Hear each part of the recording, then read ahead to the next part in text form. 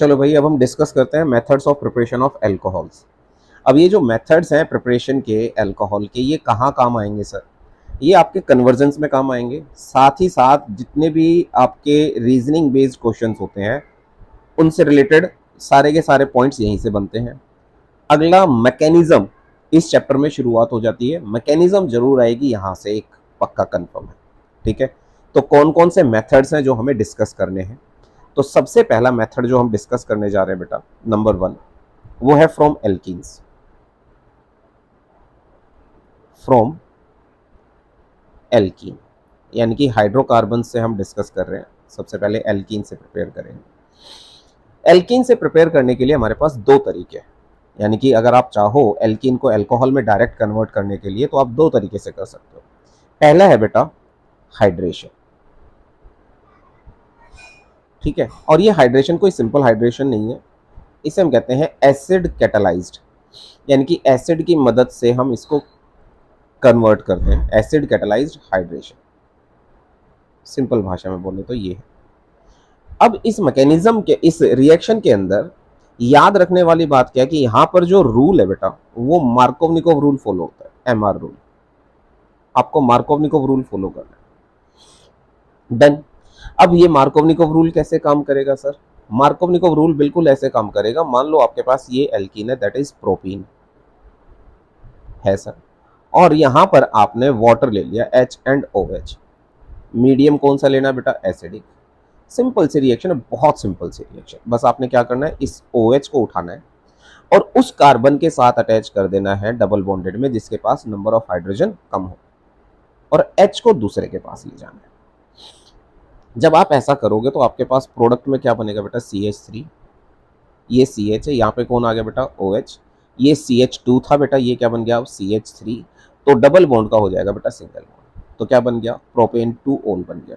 कौन से डिग्री के अल्कोहल बने बेटा? सेकेंड डिग्री के अल्कोहल। यानी कि जब आप मार्कोवनिकोव रूल फॉलो करोगे या आप हाइड्रेशन करोगे एल्कीन का, तो आपको जनरली सेकेंड डिग्री या थर्ड डिग्री के ही अल्कोहल्स मिलने वाले हैं। ठीक है, मार्कोवनिकोव रूल कई जगह पर आपको फेल होता हुआ दिखाई देगा। ठीक है, बट उसके लिए आपको घबराना नहीं है। यहां पर एक चीज याद रखनी है, चाहे मार्कोवनिकोव रूल लगाओ या ना लगाओ, बट रीअरेंजमेंट वाला फंडा याद रखना है। तो यहाँ पर रीअरेंजमेंट रूल भी याद रखना होता है। सर ये रीअरेंजमेंट का मतलब क्या है? भाई देखो, सीधी सी बात है, हर कोई इंसान जो है प्रोग्रेस करना चाहता है, हर कोई इंसान आगे बढ़ना चाहता है। अगर कोई प्राइमरी डिग्री का अल्कोहल है, ठीक है, या कार्बोकैटायन है, अगर उसे मौका मिले सेकेंड डिग्री में कन्वर्ट होने के लिए तो वो कन्वर्ट हो जाएगा, सेकेंड डिग्री का थर्ड डिग्री में कन्वर्ट हो जाएगा। रीजन कैसे पॉसिबल है? ये पॉसिबल कैसे है?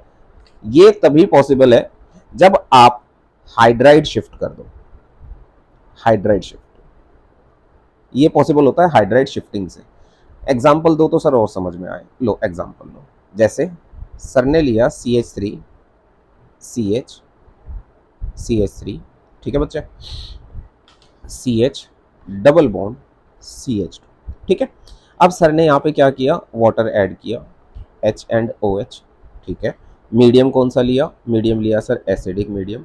अब यहाँ पर तुम एकदम चकाचौंध हो जाओगे, तुम कहोगे सर प्रोडक्ट तो कुछ इस तरीके से बनना चाहिए था कि ये जो OH है ये इसके पास चला जाए, H जो है वो इसके पास चला जाए, लेकिन प्रोडक्ट देखकर तुम्हारी आंखें खुली की खुली रह जाएंगी। प्रोडक्ट बनेगा ये।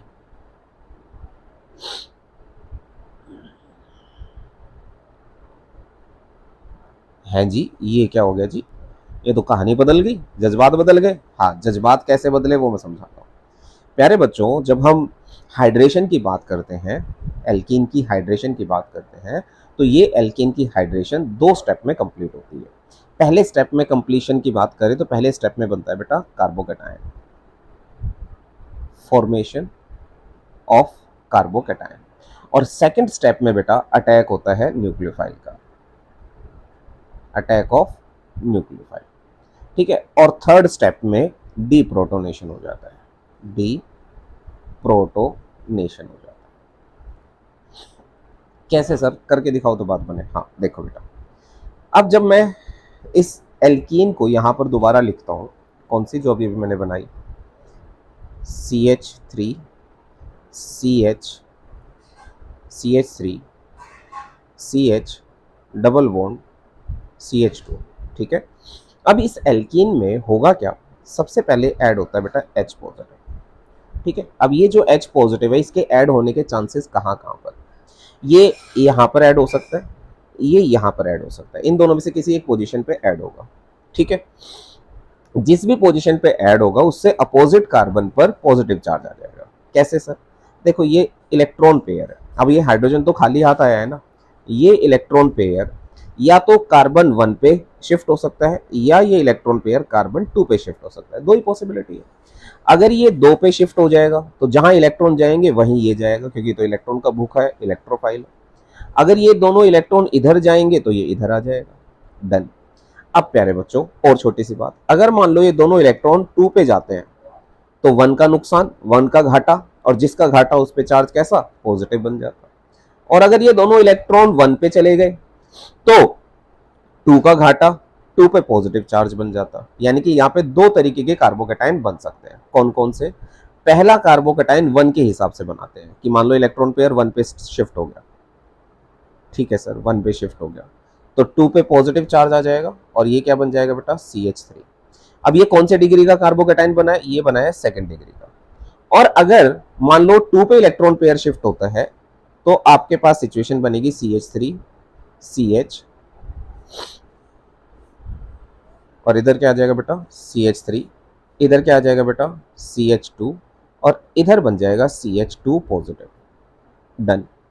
अब ये कार्बोकेटाइन जो बना ये कौन सी डिग्री का बना बेटा, प्राइमरी। अब तुम बताओ प्राइमरी डिग्री में रहना पसंद करेगा कार्बोकेटाइन या सेकंड डिग्री में, सर ऑब्वियसली सेकंड डिग्री में। तो इसका मतलब जो सेकंड डिग्री का कार्बोकेटाइन है वो क्या है बेटा, मोर स्टेबल, और ये क्या है बेटा, लेस स्टेबल। बट यहां इस कार्बोकेटाइन को आपदा में अवसर दिख गया, ये कह रहा है भाई अगर ये हाइड्रोजन मान जाए और ये हाइड्रोजन इधर शिफ्ट हो जाए तो ये पॉजिटिव चार्ज इधर आ जाएगा, और जैसे ही ये पॉजिटिव चार्ज इधर आएगा इस कार्बन पर पॉजिटिव चार्ज आ जाएगा। सर करके दिखाओ तो माने, करके दिखाएंगे भाई।